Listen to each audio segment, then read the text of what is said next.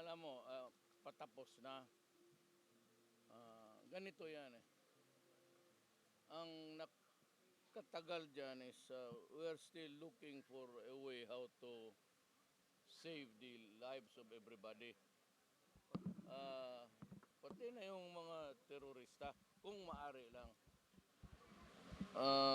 I objected doon sa, I ruled out yung bombing ng mosque because sirain mo yan, it would mean the destruction also of the what's in the soul of a Muslim everywhere. Alam natin yan. Kasi yung Katoliko, yung simbahan, ngayon nandyan sila, pero may kasama ang mga hostages. Hindi ko talaga malaman kung talagang 70 lang o 300 as originally uh, the data that was given us. Hindi ko malaman anong kasi pagka the first sign of entry breaching the defenses leading to the inside to the inside of the building, baka patayin ang mga, and so I could hindi ko na malaman ngayon kung paano ko i-explain to the nation na bakit dumating ng ganito. Kasi at the end of the day, akin talaga ang lahat ng bakit nangyari yan, bakit na dumating pa tayo sa ganitong panahon. This I have to, mahirapan ako na if it's 300 or 70 na putulan yung ulo sabay-sabay o make them a human shield. Pati ang sundalo niya mahirapan. Ipagbarilan ka tapos ang unang cover nila yung tao. Could be a Muslim, it could be a Christian. It does not really matter. It's lives. So, diyan tayo natagalan. And to the credit of the military, though they have suffered losses, but I could only grieve with them, but I have to calibrate everything. I cannot just, it's not that easy.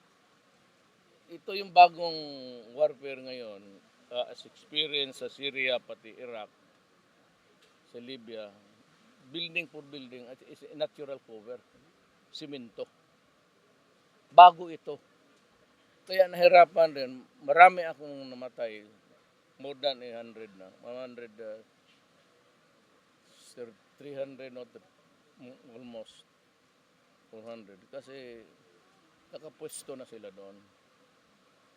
Matagal na sila, pati yung bala nila, hindi maubos-ubos, inexhaustible. So, hirap talaga ako mag-ano. But one day, I have to decide because this cannot go on. Kaya lang, I'm preparing everybody for the eventuality na siguro duko-duko dyan. Balik ka na nga dito sa akin. Hirapan sarili mo dyan. Ayaw pa naman maglapit. Wala ako maglapit to.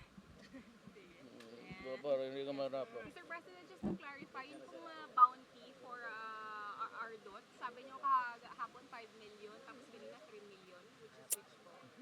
Binagdagan ko ng 1 million. So, magkano na po? 3 million siya.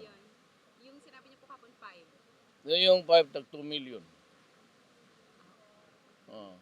Tapos yung sa Marcoses po, Mr. President, sinasabi po ng mga ibang political analysts na yung pronouncement nyo po na they will be returning their wealth, parang you're taking po yung pulso ng publiko para daw yung mga kaso Hindi, mawala ganito na yan. The Marcoses are ready Mhm. to return. I said, I accept the explanation because there's no other explanation. I do not know anything. I cannot debate with them. So sinabi ko, accept the invitation. It's about time that this thing is finally settled. May isang ano na mo, sino tinawag akong moron. Yung idioto na to, isa ring idioto, moron to, an idiot. I did not agree on what amount and for how much and for this long. I just accepted the explanation na gusto nilang makipag-ariglo na sa gobyerno kasi dapat matapos na to. Na-discuss niyo po ba yun with Ilocos Governor Amy Marcos? Yes, pati sino bang nandoon? Yung sabi nila that they offered to settle. Uh, uh, it's not moronic to listen and to just also say, I accept your explanation because that is your explanation. Preparation daw po yung Mr. President sa pagtakbo ni Bongbong ng Vice. Wala na akong pakialam dyan. Ano na. After 5 years, I would no longer be in the political scene. Ano, kalokohan na. President, ano yung statement mo on the withdrawal ni Mark Taguba's allegations against sa Paolo Eman's partner? Wala man talaga siyang evento. Ang balita lang man na lumabas. He never said anything. Kaya yung lumabas na iba ng istorya. So that's another fake news. Wala naman siyang sinabi ng but it turned out na ganun parang sinabi niyan. Kaya ako naman ganito, ay uli. Alam mo, wag mo akong bigyan ng garbage. Pag galing kay Trillanes, noon pa yan nung eleksyon, baka nakalimutan ninyo. Hindi pa ako presidente, yung anak ko, pati ako, dinawit ng bilyon-bilyon. Kaya nga buta sabi ko, hanapin ninyo yan kung meron, inyo na. I authorize you to examine the books of all rural banks, pati rural banks na sa Hulo hanggang Batanes. Sabi ko, tapos na yan ng eleksyon. Kasi tapos ng eleksyon, nanalo na ako. Ito naman ngayong bago, ang sabi ko sa kanila ganito, yung unang, I told them the history of my son, yung he eloped with a Muslim lady, tapos ang negosyo sa pantalan, mga jars, yung buy and sell nila sa barter. So diyan yan siya natuto. Kung hindi lang sa Manila, si Pulong noon pa, makikita mo talaga he was helping his in-laws. 18 years old lang yung tao nung nagtanan siya kay yung si Lovely Sangkola. 24 years old na. Sabi ko yan, kung yan makita ninyo sa pantalan, palaging sa pantalan talaga. Yan ang natutunan niya nung getting older siya, married life. Yun ang, ito naman kay Mans, lawyering yan. Wala ka, pareho kami ng doktor, pati kami mga abogado. Wala kang, you cannot question that. Hanap buhay namin yung pagka-abogado. There is absolutely nothing wrong if you take a client who is bahirap sa buhay o client mo na pinakamayaman sa mundo. We cannot question that. Even among lawyers, hindi kami ma-question. And by this time, just to educate them, wala kayong makuha dyan. Cannot even ask the relationship between the lawyer and the client. That's one. A confessor and a priest. That's another one. A husband and a wife during the marriage, may nalaman sila sa isa't isa, mga sekreto. Hindi mo pwede yan.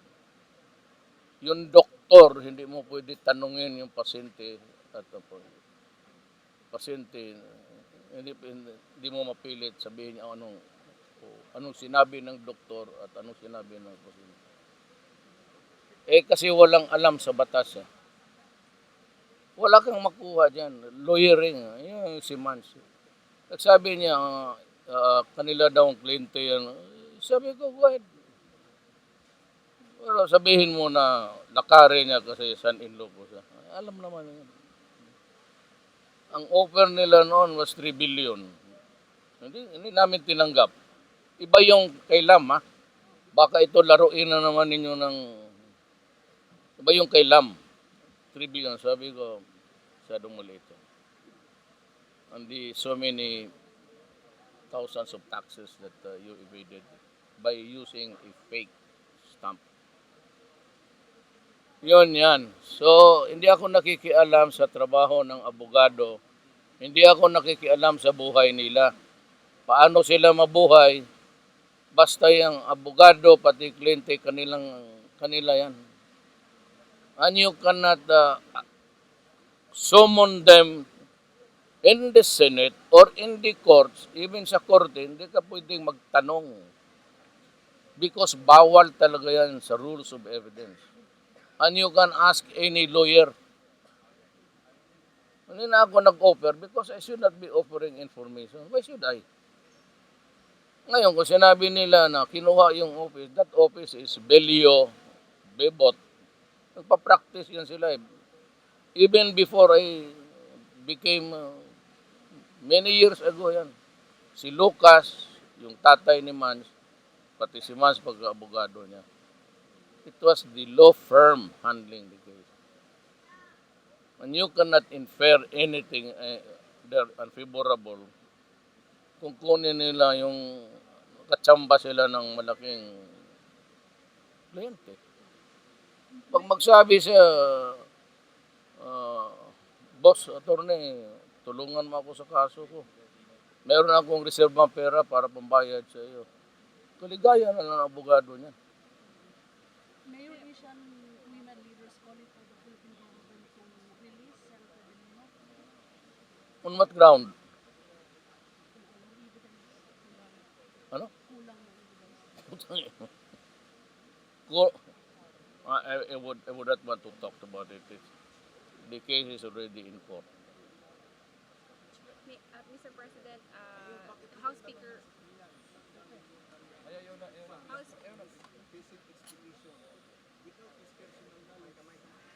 Ang problema pa rin sila ni Alejano. They file cases without really knowing the law. Yung kay Trillanes naman, ABC, sinabi ni B na si C daw ang nagsabi sa kanya. That's not evidence. Yung pasa-pasa. Sinabi ni ano na yun raw siya. But they persist because either they're dedicated to their ignorance. Ito Sinugrales political ISIS. All that they has to do. Wala man siyang talent. Cannot go even... he does not even know between a Democrat and a member of a party. How can you expect? Kasi kulang. Actually, kulang yung nalaman niya sa buhay. But you have to forgive him. Hindi niya alam ang ginagawa nila. But yung inaway niya si Gordon, ganon, insisting on something which cannot be done legally. That's sa conduct nila, it's a unruly behavior. And he can always be punished for that and even ousted from the Senate. Mr. Ipipilit mo yung illegal na hindi naman talaga pwedeng gawin. Mr. President, former House Speaker Nograles apologized sa inyo kanina. So, hindi naman kailangan yan because actually, ano lang yan, yung magkalaban kami sa politika. But eventually, sinuportahan niya ako kasi it was to the best interest of Davao. Na yung congressman, pati yung mayor, tumakbo ako ng presidente. Suportado yun. Pero yung balik ako kay Trillanes. Ako instead of, pati yung nagtawag sa akin ng murong, alam mo, these are the guys who really do not know anything in life. Except to, just to, kunwari, to be hothead. I never said that, malaki pa yan. Kung totoo yan, if there's really sincerity in everybody's heart, we have to start with Congress. You know, Congress must authorize. Then it should be the Central Bank of the Philippines and the Secretary of Finance maybe. Ang kayang mahilap kasi nito, knee-jerk, yung mag-react pa kunwari na ano, wala namang alam. If President cannot, it has to be in the law. And the law must come from Congress, not from me. I cannot say with finality na ito ang mangyari because there will be so many stages yan. If it's an arbitration, kasi ariglo, it would undergo an arbitration kung totoo talaga. But Congress must authorize because that is money to be recovered by the government of the Philippines. And that was the offer. That was the rationale of the governor when he offered. I accepted na the explanation na gusto na namin na matapos na.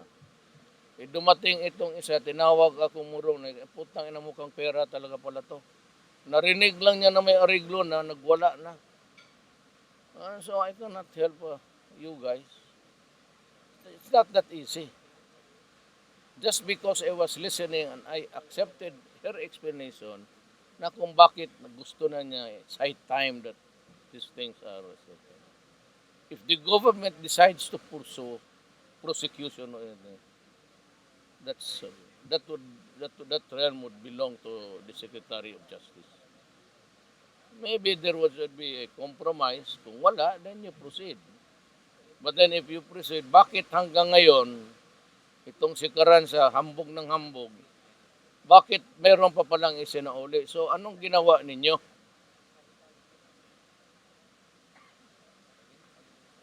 Kaya tinitingnan ko yung PCGG. Hindi lang yan. Just because you recovered a few millions, sabihin mo na nagtrabaho na kayo. Kulang ang trabaho ninyo. Bakit hindi nyo nakita ito ngayong ino-offer nga ni, ibigay? She is not ready to announce na ninakaw yung pera. At this is yung pinagdudahan, pag-usapan. That I accepted.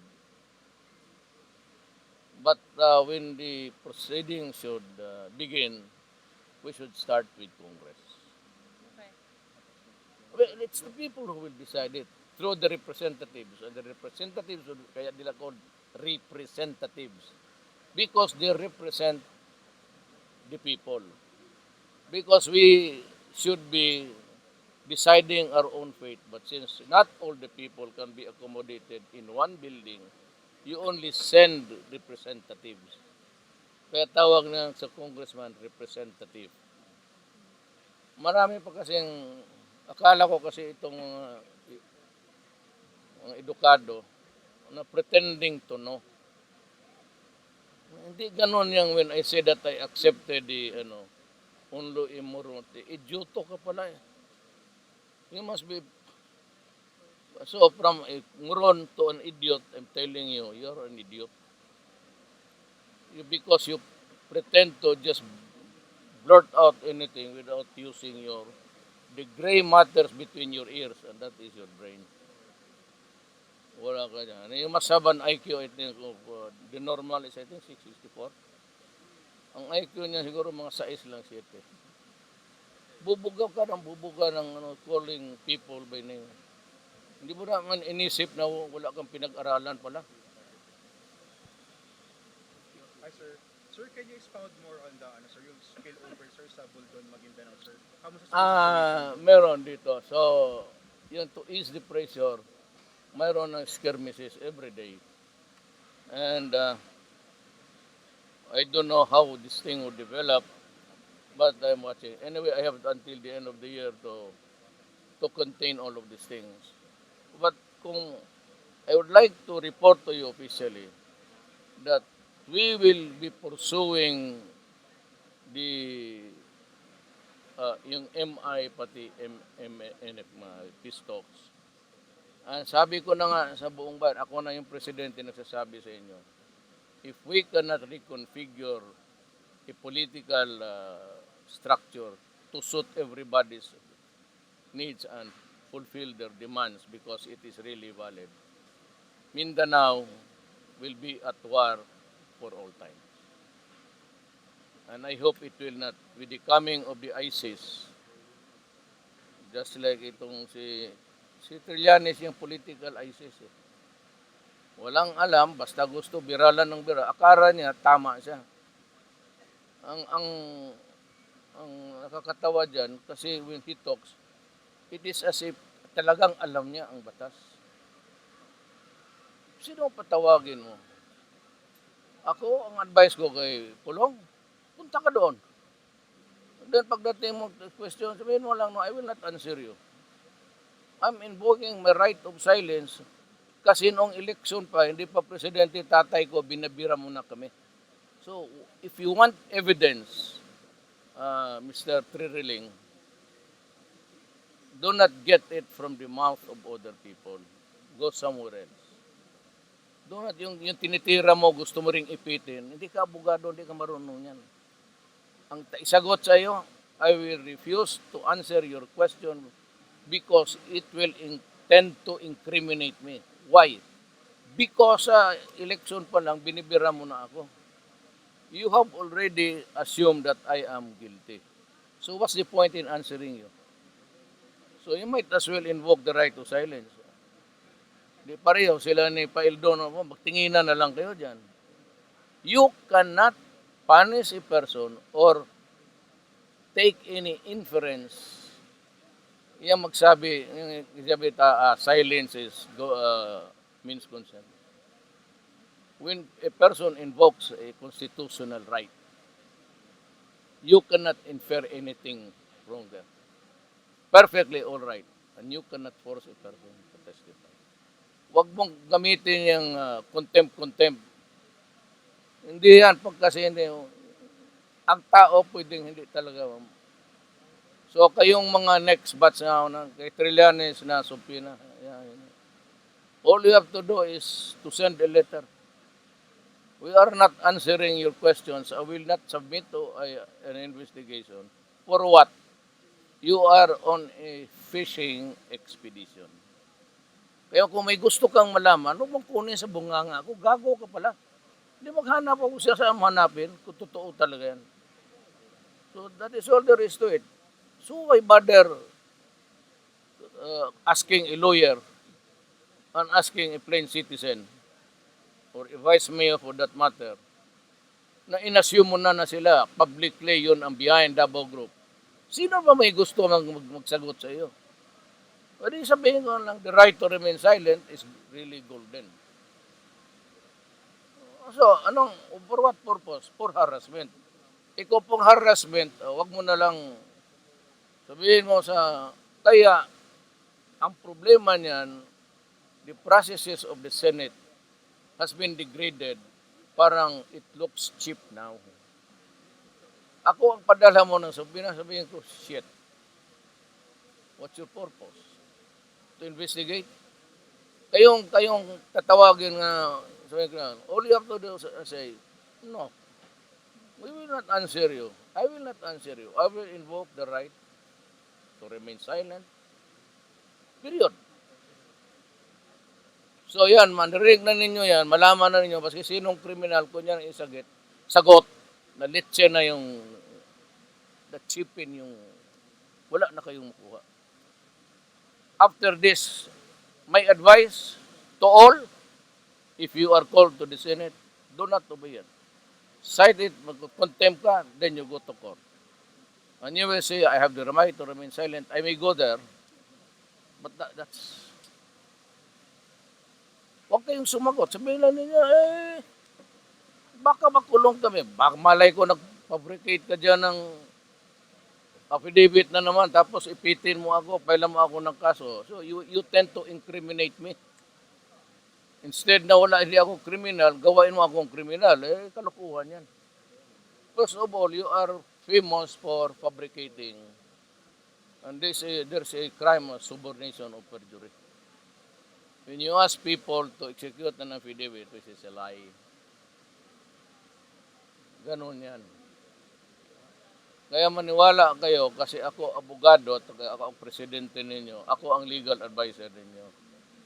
Hayaan mo yan yung mga do not be afraid yung contempt ni Trillanes. Pumunta kayo. Tignan mo siya sa muka tapos sabihin mo, what do you want from me? Answer? About what? Marami yan. Droga. Basta yan ang sagutin ninyo. Wala na yung magawa ang Senado.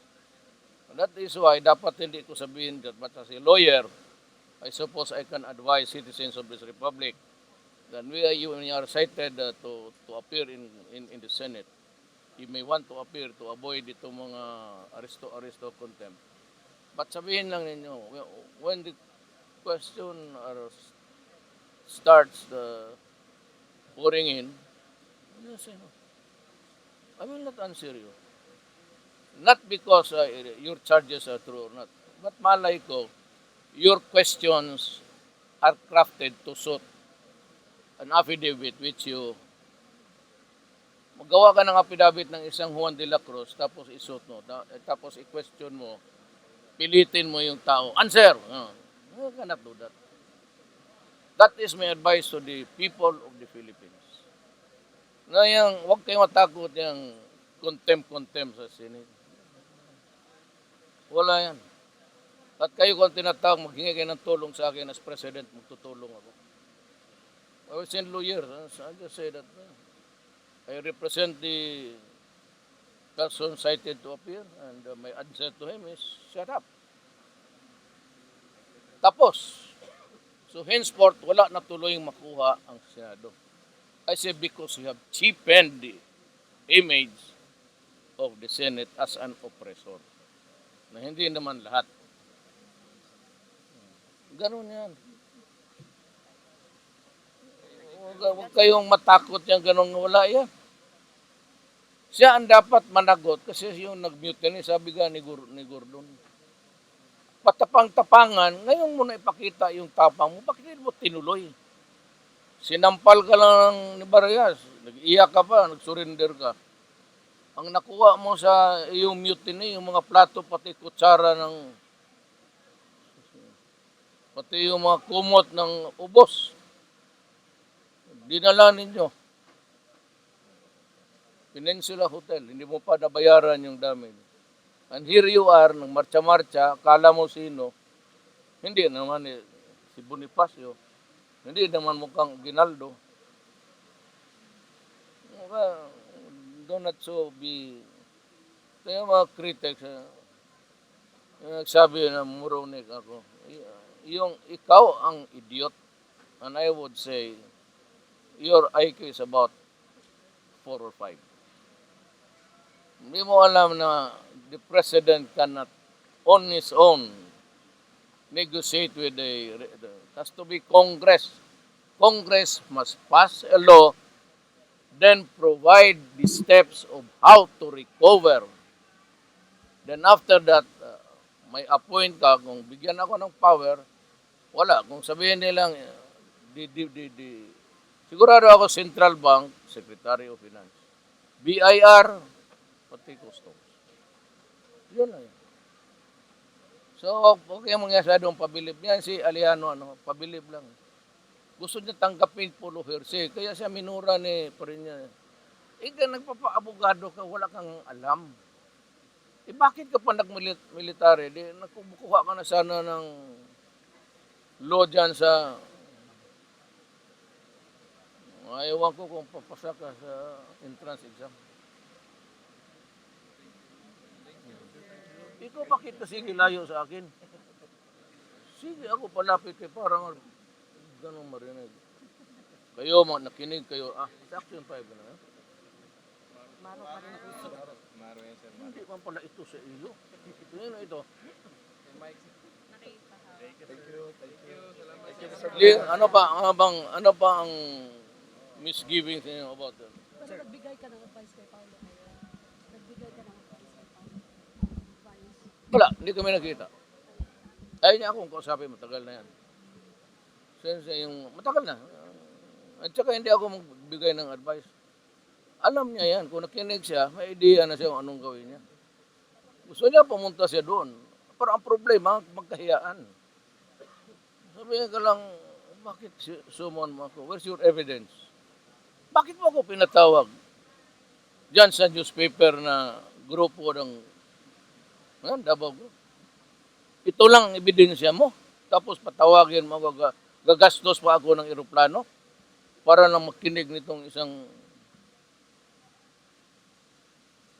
terrorizing the people. Kaya I'm forced to tell, to give you the advice. One day, but the media, you might be cited there. Kung tingin mo nasa alangan, I will not. You can go to court if you want. Yung warning mo kanina na the next big problem siguro is about the ISIS trouble. Can you give us some idea kung gano'n na ba kalawak o katindi yung recruitment nila? Look, I've been explaining to you. The ISIS is being cornered into the coastal towns of Algeria. Natutulak na sila, Syria. Once they lose mass base, wala na sila mapunta. Papatayin talaga sila. Alam mo na, ang Arabo, they will be executed. Sisibat na yan.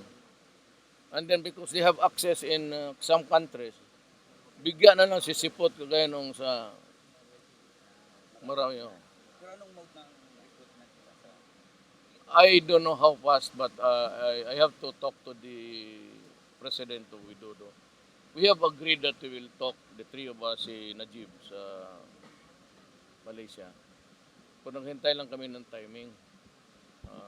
If it can be near the Philippine shores, Sabah might be a good avenue. Or Jakarta, but it would be a long haul, actually. probably what Wala. would be the In probability, is a joint, in all probability, it will be a joint parang task force.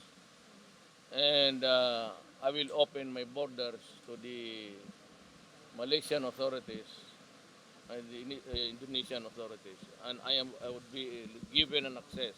Kung may hinahabol kami, tapos sabihin mo lang, wala ng panahon, tirahin mo na lang dyan. Even if it's a Filipino, sabihin mo doon sa Indonesian Navy, tirahin mo na.